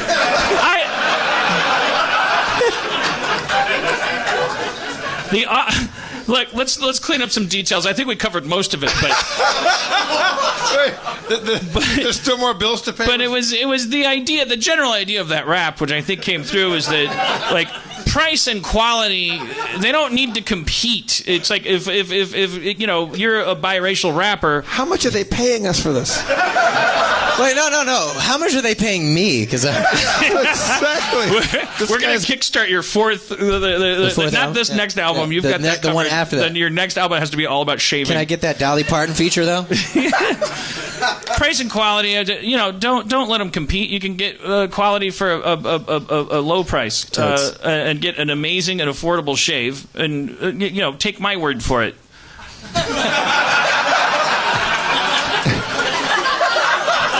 MC shaves a lot. I shave constantly. Show me your glistening balls. Right? Yeah. That's No, that's dirty. You need to be shaved. Oh, Oh, punchlines. You did not just go there, girlfriend. Oh my goodness, I shave girl. my balls so much with Dollar Shave Club that I need MeUndies to cradle them, or I'd get like cotton burns. No, those two companies are total rivals. It's like Pepsi and Coke. They're owned by. But they work so well together. That's like telling me Doritos and Taco Bell don't get along. Come on, have you met them? That was witty. That was great. I mean, was come on, sarcasm. they got the Doritos Locos. That was a great joke. DollarShaveClub.com's the answer. Swag, yeah. And to prove it, they're going to give you your first month free to join the club. Seriously? We're going to hear about that shipping fee later. DollarShaveClub.com offers amazing razors right to your door for a third of the price of what the greedy razor corporations charge. Big Razor. You've heard of Big Razor. You don't have to deal with the drugstore. I mean, who wants to go to the drugstore just because you have hair on your face? That's ridiculous. I let you go down to the drugstore to hear some tunes in the jukebox and get a phosphate. Don't stay away from the pool hall and the Don't go down there anymore to get your razors. Like don't do that. But Old Man Johnson, he's run that drugstore on my corner for 50 years. He's a piece of racist shit. he built that drugstore was built by slaves. What, John, you're groaning your own country. No, it's true. I heard Just that. go to dollarshaveclub.com and pick a razor that works for you from their lineup of amazing blades. That's all there is to it. Amazing blades, how sweet. The shave. That shaved appears like these. Nice. I once there's still had more. a beard, but now I shaved. Twas Dollar Shave Club that shaved my face.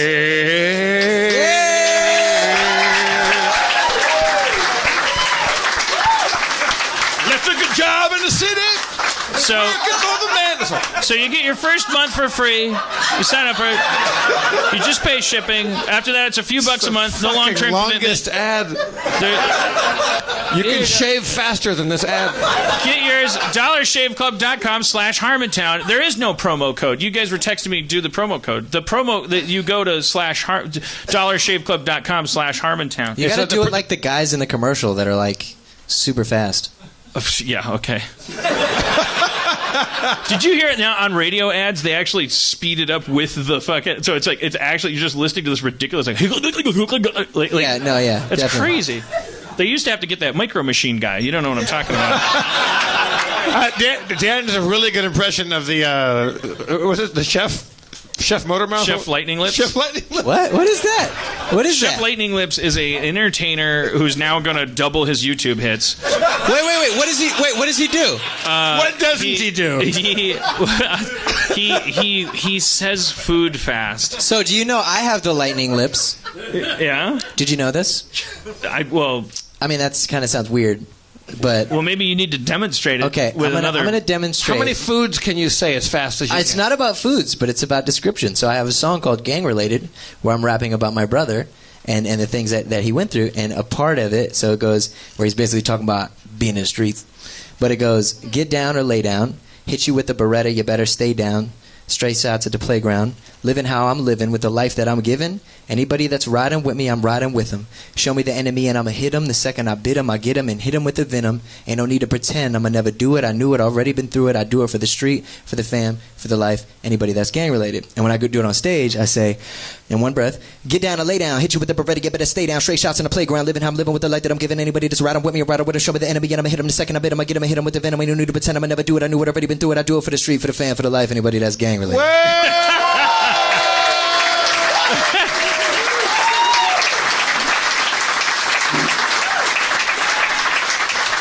Shave. But Logic, you brought a knife to a gunfight because you haven't heard Dan do the Chef. I'll tell you, when I talk about life in the streets, like one thing that I'll say is, I know you're a brother, but I know another, and I have a brother that's another that doesn't get his druthers. Because society is trying to smother the brother that's another with that doesn't get what he wants. For sure. But when I'm on stage, sometimes I go, a brother with another. But then I'll stop and go, starting over. A brother with another. Some other. Yeah. I mean, I'm sure what you do is fine. It's like so fast. Yeah. That you who can't even register. A brother with a cheesesteak. Just so quick. Micro machines. I got about. Well, here's my serious question. So when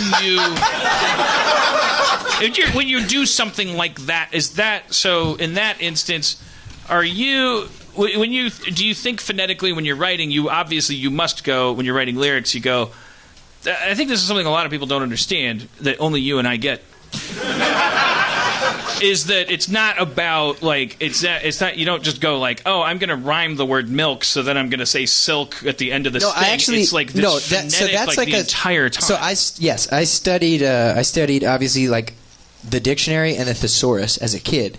So it's just like living, given, just like these words that Jeremy Piven. Jeremy Piven.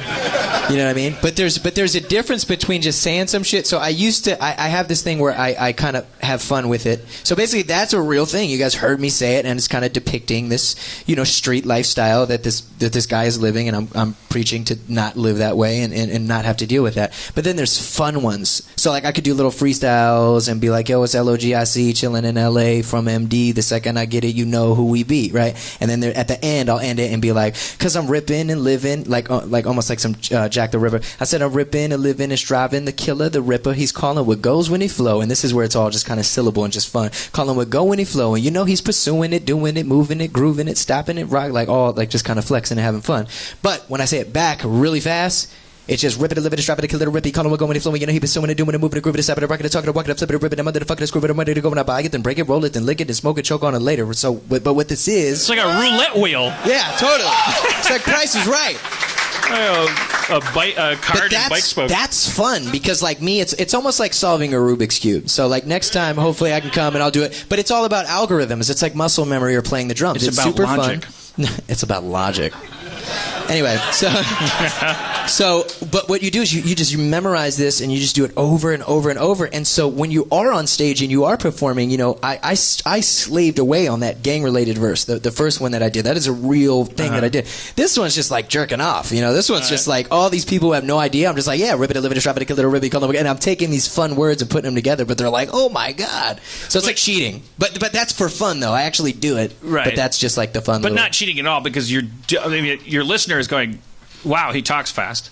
Like yeah. Is that you're talking about like, but to add meaning into that, to add a narrative, and then you're talking when you're jerking off, you're doing like, well, this word and that word are I'm still forming sentences, but it's more fun, like even the bracket. Do you ever do one that's super fast, but you're just actually like talking shit about somebody, they don't know it? Like or just like say some like real satanic shit in there? No, I don't think so. Like Ribbit Shave Brave. Well, this is what I wanted to do. Is that what it's called? Shave Brave?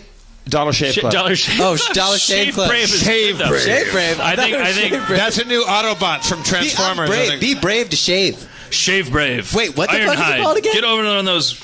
Shave Brave. Dollar Shave Club. DollarShaveClub.com /Harmontown. So let me ask you a question real quick. If this person like this company they sponsor you, but can you make fun of them? Are you allowed to do that? I think we're about to find out. Yeah. They'll either be back or they won't. I don't know if we offended MeUndies. Dollar Shave Club. That's like the first rule of Dollar Shave Club. We just totally fucked that up. Yeah. But I think the beauty of the new world is it's like, well, there's always going to be. It's more of a buyer's market in the sense of like, hey, there'll be another shave club. Hey, if it's a dynamic industry. Hey, can I just say that I was like super nervous to come out here? And no, I'm serious. I was so nervous, man, because like this isn't my jam. The kids say. Go ahead. Let me teach you some street culture. It's not your jam. It's not your jam. What? It comes it's from, not my jam. I get it. It comes from jelly when you're making like sandwiches. Like, this isn't my jam. But yes, this isn't my jam. Like, this is kind of, this is like fun and and comedic. And also, I do want to just say that I appreciate you kind of like letting me talk about, some more serious stuff as well. But to everybody in the crowd who might not know me, I just want to say thank you so much for even like sitting through this and I really appreciate it, and this is fucking awesome, and I hope maybe Massa that I can come back. Oh yeah, absolutely. Yeah, you should come back all the time. But I think we should conclude with this is what I was getting at earlier. I was like, our lives are intersecting. When we go to the moon. And you did this sci-fi rap thing. It's about exodus from the earth and stuff. So I think like you could help us create like a Harmontown anthem that should probably be hip hop. Where it's like we'll close with that, and then we'll go. This is not going to go well. But I think it will, because... Well, let me ask you real quick, Dan, to cut you off.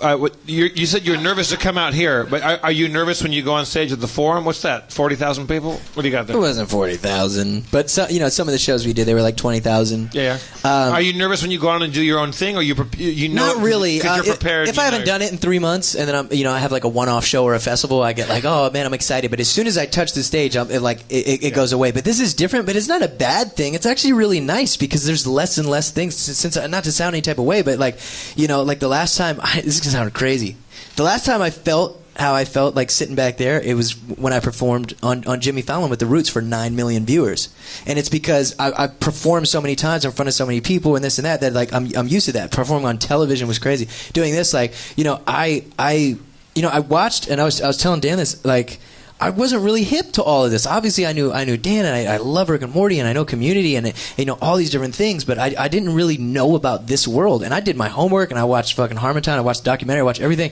And then I got real scared, like, oh shit, I can't fuck this up, And so it's just. In the meantime, I'm diligently listening to all your albums. Yeah, totally. I came so prepared. But yeah, no, I think they would. I mean, I know that you are like cut out for podcasting. Like you should be, because it's just your cup runneth over. Jesus, I'm drunk. You have leftovers. You're practicing a craft on stage, and on your albums, you're putting those things together meticulously. And it's not a waste of all of the. When you're 80 years old and you're a hologram, like, if you want to avoid going like, oh shit, man, I was chugging and how much of that smoke went into albums and things that I took so preciously, it's like, you're fun to listen to just having coffee, so that's what podcasting is. Like, I've thought about it. I've really thought about starting one. Scoop up all that butter and dog pizza and put it in. Dog pizza. Logic, what he's saying is stop selling out and making all this money on records and just really get into the podcast world. Yeah. No, it's a side. Join my clique. Join my company. Exactly. It's something to do in the meantime. I've thought about it. Voices out of your head. No, I've thought about it. I thought how it could be something that'd be really fun, and maybe to do like once a month, and just and just have fun. Well, but here's the real fucking question. Don't do it with Earwolf. So. Oh, I thought that's what he was going to ask. So if I start my own podcast, will you two come be on one of my episodes? Of course, that's part of the. Yes. Okay, cool. Nice. Yes. All right. Lay a beat on. Let's do the Harmontown anthem. Zach, pick a beat for us, please. This is what's going to play at all the Harmontown events that are non-sporting. So wait, I'm joining in on this? How's this working? Well, you're going to be the main person. I'm gonna do like a. I'm gonna throw it to you, and you're suck my dick. Yo, Harmontown going down. Where the fuck's the drum? Wait for it. Anti-climactic. Yeah. Building suspense. Oh shit, build that suspense. Building suspense. Pregnant it's like pause, having y'all. sex in the wood. It's fucking intense. Yo, we in Harmontown going down. It don't matter if you white as fuck or dark brown. We talk about a lot of crazy shit like religion and politics and Shave Club. I'm about to keep it going now. I said I'm about to keep it going now. Damn. Is it going down? Is it going down? Yo. My name is ED209. You have 10 seconds to comply with all of my rhymes. I am the future of law enforcement. Enforcement droid. I can't stand and sit. If I do, I get a hemorrhoid. I'm the future of Detroit. It has a cancer. It's called crime. Get oi. Yeah. What the fuck happened there? Anyway. Yeah. Already know. Coming from above. You need to share, homie. Do you believe in love? I'm about to keep it going. Come on, Dan. Homie, keep it going. Do you believe that you can rock? 'Cause I saw your mama in a freight trap. Because she's part beaver and she's part June Cleaver. But I was trying to go cold, but I'm not a rapper that's very bold. I'm a gentle, psychological philosopher. I saw your mama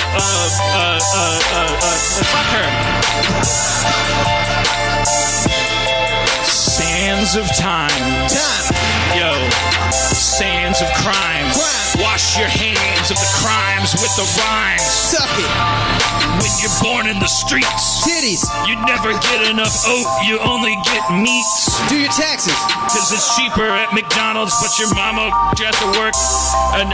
Insert random word. I love pants, cause it rhymes with dance. Ants. Will you take Yo, it? I got my pants. Why is Rap it it. such a half-beat motherfucking beat? I don't actually rap like this. I sound like an idiot, but it's all good. They're gonna fix me on the overdub. Don't forget about Shade Club. Yo. Thank you for coming to Harmontown tonight, everybody. Let's hear it for Logic. Logic! Psychological. He'll be back. Philosophical. I'm Jeff Davis, your comptroller. Let's hear it for your mayor, Dan Harmon, everybody. Keep that beat going. Drive fast. Take chances, everybody. We love you.